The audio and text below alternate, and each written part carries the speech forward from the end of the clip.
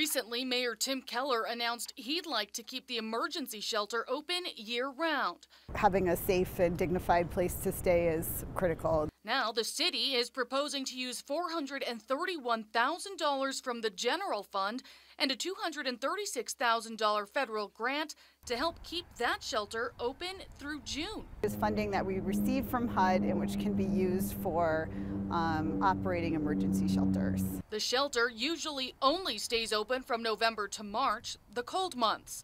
During the warmer months, other shelters can fill up fast. When we don't have our winter shelter open, there's actually not enough beds, emergency shelter beds, available for everyone who needs it. Right now, the West Side shelter has about 400 beds.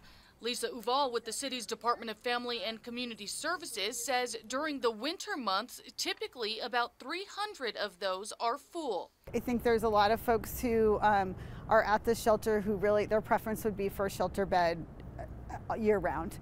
Other folks may be out there primarily because of the weather and then may prefer sleeping outside once it warms up. Pastor John Hill with Steel Bridge Homeless Shelter says the number of residents tend to decrease in the summer months. In those summer months when the weather's nice, they choose not to. He says he doesn't expect the beds at the West Side shelter will be full through the summer, but he still expects other shelters to stay busy.